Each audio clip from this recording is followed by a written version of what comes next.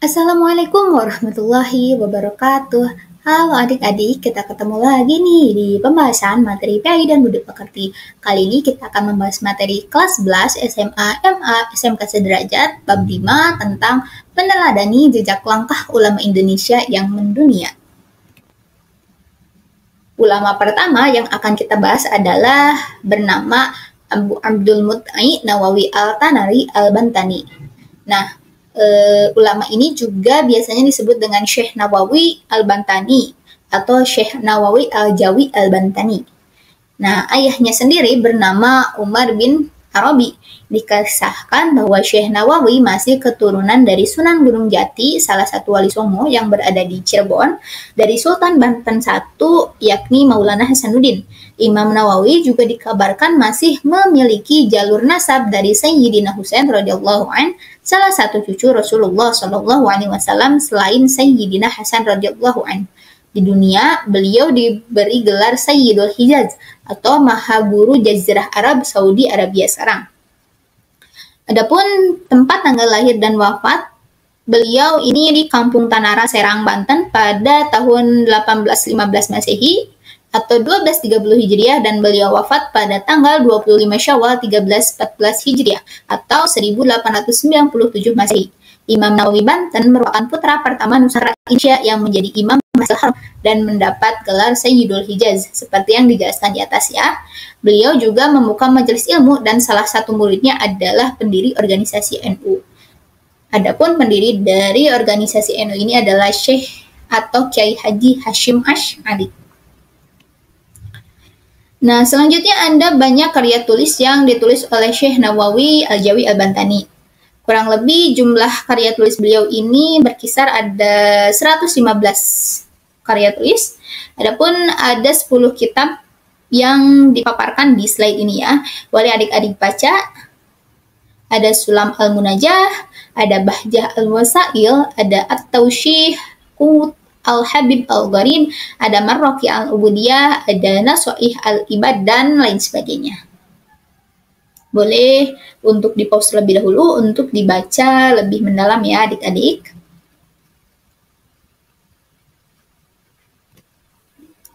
Nah, selanjutnya kita akan membahas mengenai Syekh Yusuf Abdul Mahasin Tajul Khalwati Al-Makassari. Nah, di sini di sebelah kanan juga ada salah satu ilustrasi beliau ya.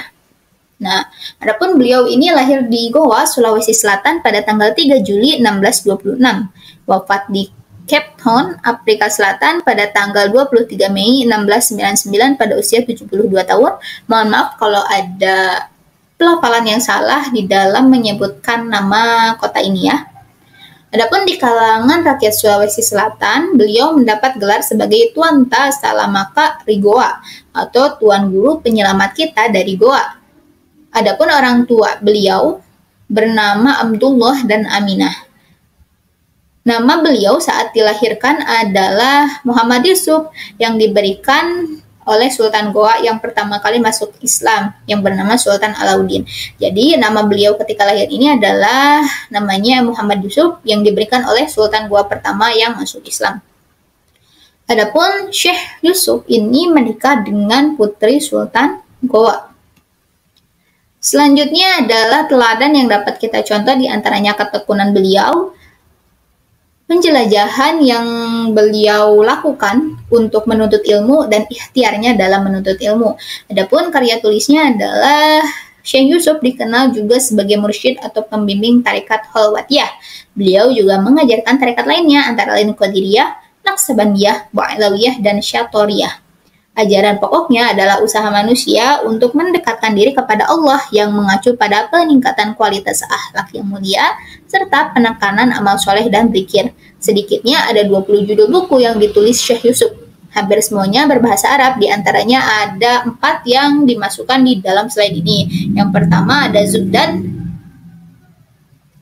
Al-Asrar fi Tahqiq Bad Masyarib Al-Akhyar. Yang kedua ada Taj Al-Asrar fi Tahqiq Masyrab Al-Arifin min Ahlal Al-Istibsar. Yang ketiga ada Matalib As-Salihin Fat Kaifiyah Az-Zikr. Dan yang keempat ada Safinah An-Najah.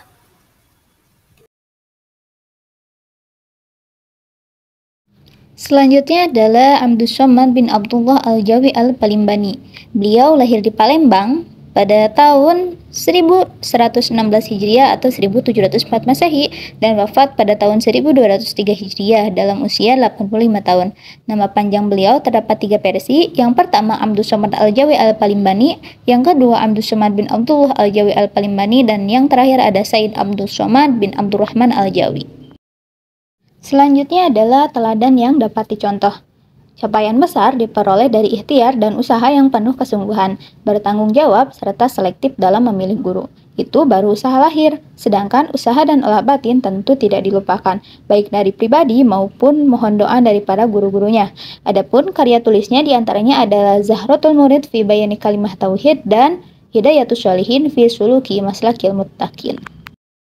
Selanjutnya kita akan membahas ulama bernama Nuruddin bin Ali Ar-Raniri. Adapun nama lengkap beliau adalah Syekh Nuruddin Muhammad bin Ali bin Hasanji bin Muhammad Amin Ar-Raniri Al-Quraisy. Diperkirakan lahir sekitar abad ke-16 di kota Ranir, wilayah Gujarat, India, dan wafat pada tanggal 21 September tahun 1658 Masehi. Teladan yang dapat diambil dari Syekh Nuruddin ini, yang pertama, pengetahuan Syekh Nuruddin tak terbatas dalam satu cabang ilmu saja. Beliau berupaya menghubungkan satu mata rantai tradisi Islam di Timur Tengah dengan tradisi Islam Nusantara. Syekh Nuruddin merupakan ulama pertama yang membedakan penafsiran doktrin dan praktik sufi yang salah dan benar. Adapun di sini dicantumkan 4 karya yang ada dalam slide ini. Dari keseluruhan karyanya ada 30 naskah buku. Di antaranya adalah As-Sirat Al-Mustaqim, Ad-Durrat Al-Faraid bin Syarh Al-Aqaid dan An-Nasabiyah, dan lain sebagainya. Selanjutnya kita akan membahas Syekh Abdul Rauf bin Ali As-Sinkili.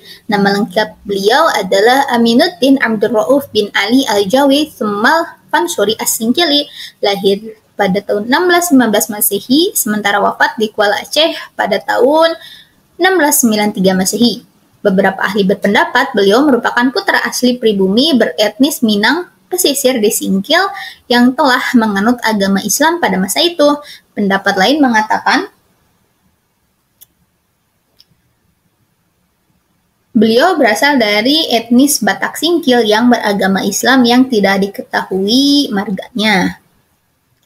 Adapun karya tulisnya adalah menurut Yumardi Azra, akademisi UIN Jakarta, menyatakan bahwa banyak karya-karya Syekh Abdul Rauf Singkil yang sempat dipublikasikan melalui murid-muridnya. Di antaranya dalam slide ini ada 3 yang disebutkan. Ada Mir'at At-Tulab fi Tashhil Mawa'iz Al-Badi Rif'at Al-Ahkam Asy-Syar'iyyah lil Malik Al-Wahhab, ada Tarjuman Al-Mustafid, dan ada terjemahan dari Hadis Arba'in karya Imam An-Nawawi. Selanjutnya ada Muhammad Soleh bin Umar Al-Samarani. Di kalangan ulama atau masyarakat awam, orang sering menyebut beliau dengan nama Mbah Soleh Darat. Kata Darat sendiri pada akhir nama beliau disebabkan beliau tinggal di daerah yang bernama Darat, yaitu suatu daerah di pantai utara Semarang. Saat ini daerah Darat termasuk wilayah Semarang Barat. Dilahirkan di Desa Kedung, Cumpleng, Kecamatan Mayong, Kabupaten Jepara, Jawa Tengah sekitar 1820 Masehi. Sementara informasi yang lain menyebutkan beliau lahir di Dukuh Kedung Cumpleng, Desa Groto, Kecamatan Mayong, Jepara. Beliau wafat di Semarang pada 28 Ramadan 1321 Hijriah atau 18 Desember 1903 Masehi. Nama lengkapnya adalah Al-Alim Al-Alama Syekh Muhammad Soleh bin Umar Al-Samarani Al-Syafi'i. Adapun nama ayah beliau adalah Kiai Umar. Teladan yang dapat dicontoh dari beliau, yang pertama adalah beliau selalu berguru kepada ulama yang bukan hanya sekedar dalam ilmunya, tetapi juga memiliki amal ibadah yang sangat baik dan akhlak yang baik juga yang dimiliki guru-gurunya. Yang kedua, tidak puas hanya menimba ilmu ulama dari Nusantara. Dan yang ketiga, beliau juga mendidik wanita-wanita muslim. Terbukti beliau berhasil melambungkan nama R.A. Kartini menjadi tokoh emansipasi wanita Indonesia. Adapun beliau juga termasuk ulama yang sangat produktif dalam membuat sebuah karya. Banyak sekali karya-karya yang lahir dari beliau, diantaranya ada 3 yang disebutkan di dalam slide ini. Yang pertama ada Kitab Munciat tentang tasawuf, yang kedua ada Syarah Kitab Al-Hikam, dan yang ketiga adalah Ta'if At-Taharah tentang hukum bersuci. Selanjutnya ada Hamzah Al-Fansuri. Nama Al-Fansuri sendiri berasal dari Arabisasi kata Pancur, sebuah kota kecil di pantai barat Sumatera yang kini terletak di antara Singkil atau Aceh dan Sibolga atau Sumatera Utara. Merujuk zaman Kerajaan Aceh Darussalam, Kampung Pansur itu terkenal sebagai pusat pendidikan Islam di bagian Aceh Selatan. Beliau lahir di Syahnawi, yakni Ayutthaya, ibu kota kerajaan Siam yang berdiri pada tahun 1350. Teladan yang dapat kita contoh sepanjang hayatnya, Syekh Hamzah Fansuri tidak hanya fasih berbahasa Melayu, tetapi juga Jawa, Siam, Hindi, Arab, dan Persia. Bahasa Arab dan Persia merupakan bahasa penting pada abad ke-16 termasuk mengenai tasawuf Islam. Adapun karya tulisnya ini terbagi menjadi 2, ada kelompok puisi dan ada kelompok prosa. Boleh adik-adik pause terlebih dahulu agar lebih bisa mencermati mengenai karya-karya tulis beliau yang berbentuk kelompok puisi apa saja dan yang berbentuk kelompok prosa apa saja ya. Baik, cukup sekian pembahasan kita mengenai ulama-ulama di Nusantara pada bab 5 kali ini. Semoga bermanfaat. Mohon maaf apabila ada kesalahan. Wassalamualaikum warahmatullahi wabarakatuh.